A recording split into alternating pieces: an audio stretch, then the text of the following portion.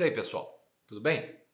Então, seguindo a cronologia dos fatos e dos temas aqui, no vídeo anterior eu estava qualificando para vocês as três modalidades de advogados, os três tipos de advogados hoje existentes no mercado. E vou trazer para vocês um exemplo que tenho dentro do meu próprio escritório. Tem um advogado recém-formado, recém que eu digo, tá, recebeu a sua Barbie é questão de 1 ano. Eu o conheci, ele tinha recém passado no exame da ordem. O Lucas era um diamante a ser lapidado, era uma pedra bruta. Um excelente peticionador, um menino bastante, eu digo menino porque tem 25, 26 anos, um rapaz humilde, muito estudioso, com uma capacidade de desenvolver teses absurda, escreve muito bem. Ele se enquadrava há 1 ano atrás, ele era o advogado tipo 1, aquele que eu apresentei para vocês no vídeo passado.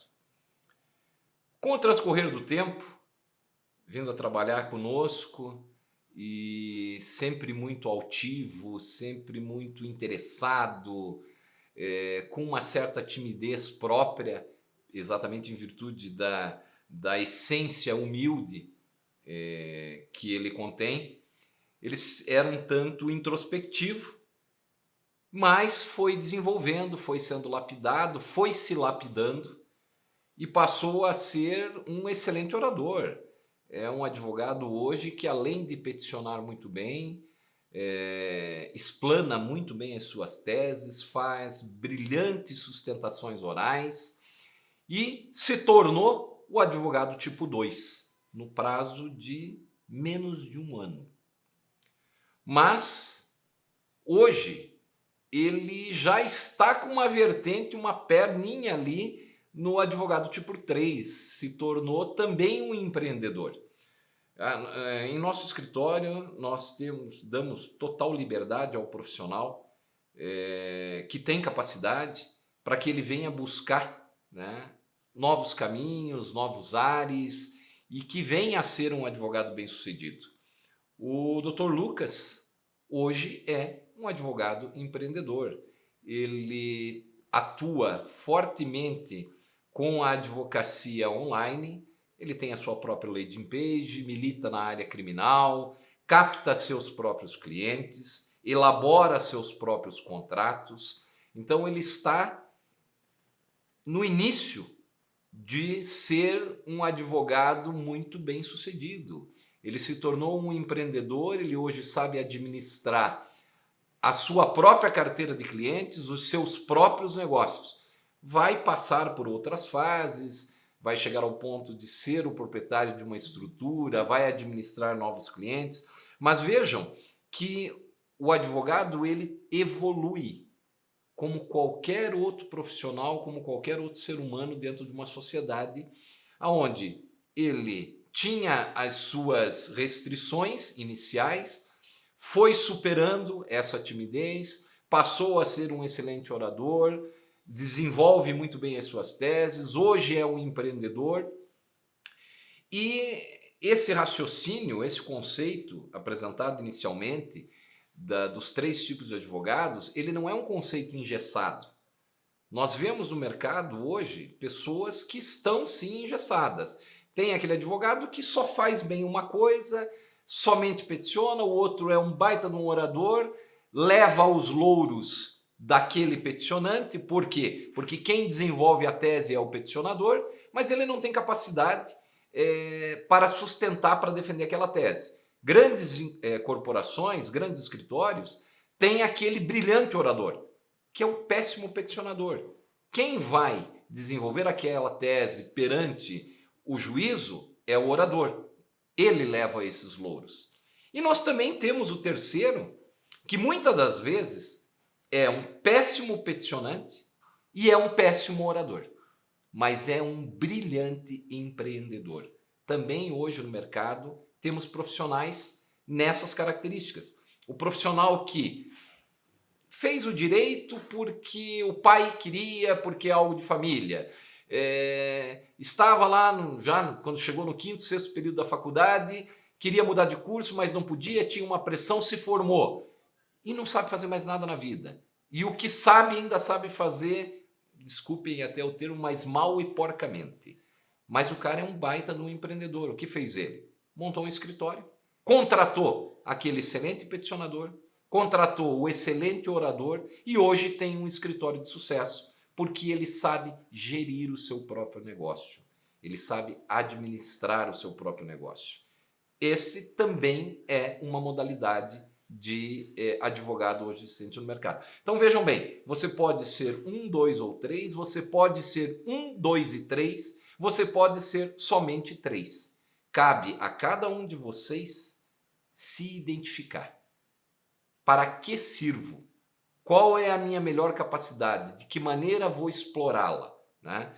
Essa é a pergunta que cada um tem que fazer para si próprio.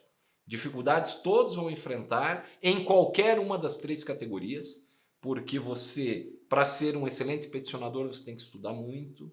Para ser um excelente orador, você tem que estudar muito, tem que treinar muito a sua oratória. E para ser um excelente empresário, também você vai passar por muita coisa, por muita dificuldade, por muita decepção. Hoje nós vivemos um país que tem uma legislação muito pesada, inclusive para a própria advocacia. Já obtivemos algumas conquistas, mas ainda é uma advocacia pesada, nós temos uma carga tributária muito pesada e você tem que saber administrar, tem que conhecer, tem que estudar, porque se não é pelo estudo, não é pelo conhecimento, você não vai chegar a lugar nenhum.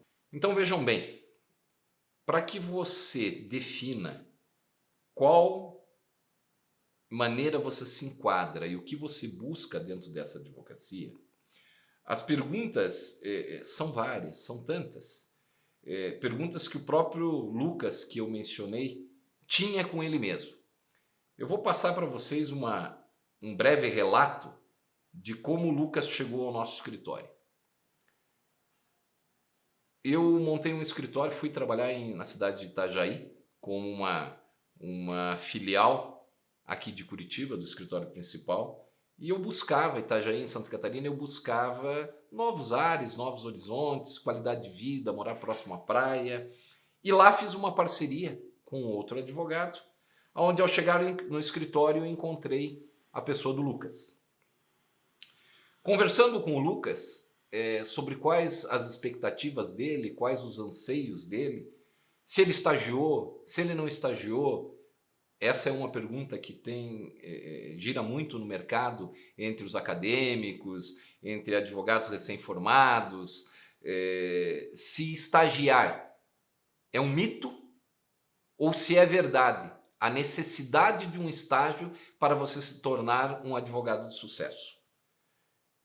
Vou te dar um exemplo do Lucas. O Lucas estagiou durante, acredito que 1 ano e meio ou 2 anos, na Defensoria Pública. O Lucas, Defensoria Pública essa criminal, aonde hoje ele desenvolve muito bem essa área, trabalha muito bem com o direito penal, aonde lá ele absorveu um conhecimento muito grande da área no que tange à defensoria, a você ser um advogado criminalista e não a ser um promotor de justiça. Então, se você tem a intenção de estagiar em uma determinada área, defina inicialmente qual área você quer atuar pós-formado. Se você quer atuar em direito civil, estagie na área do direito civil. Se você quer atuar na área do direito penal, vai estagiar na área da Defensoria Pública ou em escritórios de advocacia onde militem na área do direito penal. Você quer ser um excelente, um brilhante advogado criminalista e advoga em delegacia de polícia, ou melhor, estagia em delegacia de polícia ou vai estagiar na promotoria, no Ministério Público.